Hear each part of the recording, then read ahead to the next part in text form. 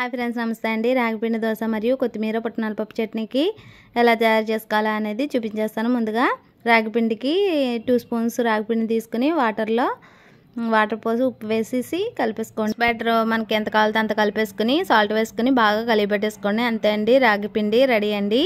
ఎందుకంటే రాగిపిండి డైరెక్ట్గా వాటర్లో కలిపి కానీ ఇంకా ఏ విధంగానూ మనం దోశ వేయలేమండి. ఎందుకంటే అది బాగా మెత్తగా ఉంటుంది. అందువల్ల మనం ఇలాగా ఏదో ఒక పిండి ఆప్షనల్గా కలుపుకోవాలండి. ఓకే అండి, మనం తర్వాత దోశ కింద వేసేసుకోవడమే అండి. అంతే అండి, రెండు వైపులా ట్రాన్స్ఫర్ చేసుకుని దోశని కాల్ చేసుకుంటే మనకి దోశ రెడీ అయిపోతుందండి. రాగి దోశ ఎంతో రుచికరమైన రాగి దోశ రెడీ అండి. ఆల్రెడీ నేను చెప్పాను కదండి, పుట్నాల పప్పుతో కొత్తిమీర చట్నీ అని దాంతో సర్వ్ చేసుకోవడమే. రెండోసారి కూడా మళ్ళీ దోశ అలాగే వేసుకోవడం అండి. ఫస్ట్ దోశ ఎప్పుడు నాన్నకే అంటారు కదా, ఆల్రెడీ ఎందుకనేది మీరు చెప్పండి. ఇది జోక్ నాకు చాలా ఇష్టం.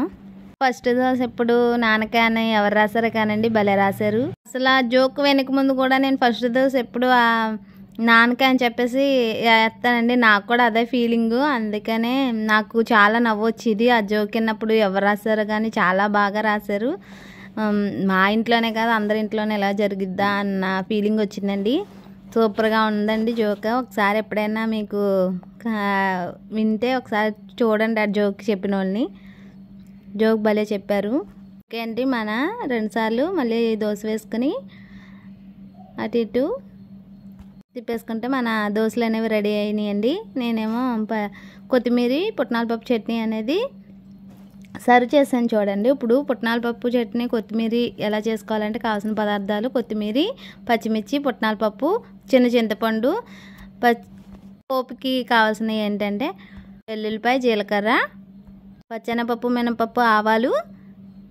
ఆల్రెడీ ఇవన్నీ కావాలి కదండి. ముందుగా స్టవ్ ఆన్ చేసుకుని బాండి పెట్టుకుని 2 స్పూన్స్ ఆయిల్ వేసేసుకొని 4 పచ్చిమిర్చిని వేపుకున్నాను. ఇంక సరిపడగా మీరు తీసుకోండి.